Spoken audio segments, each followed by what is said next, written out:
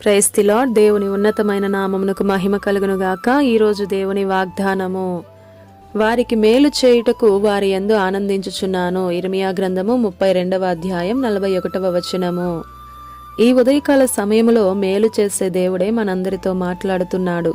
మనం చాలాసార్లు మేలులు జరగాలని కోరుకుంటాం, అలానే ప్రార్థన చేస్తాం. ప్రతి వ్యక్తి క్షేమాన్ని, ఆశీర్వాదాన్ని కోరినట్లే మేలులను కూడా కోరుతూ ఉంటారు. కొన్నిసార్లు జరుగుతాయి, కొన్నిసార్లు జరగవు. మేలు అంటే ఏమిటంటే, నీకు గాని నీ కుటుంబానికి ఏదో ఒక నష్టం, కీడు రాకుండా తప్పించబడినది అంటే అది మేలే కదా.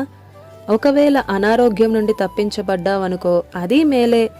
దేవుడు ఒక వ్యక్తికే కాదు మేలు చేసేది, అందరికీ ఆయన మేలు చేసే దేవుడు. ఆయన యందు భయభక్తులు గల వారి ఎదుట ఆయన దాచి ఉంచిన మేలు ఎంతో గొప్పది అని వాక్యం సెలవిస్తుంది.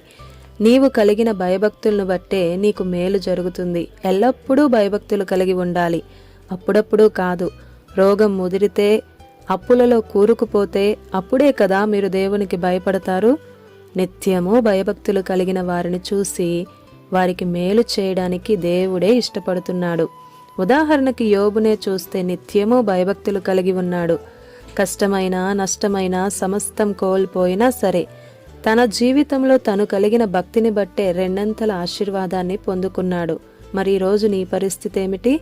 ప్రియ సహోదరుడా, సహోదరి, ఏ పరిస్థితి అయినా సరే వెనకడుగు వేయక నిలవబడు.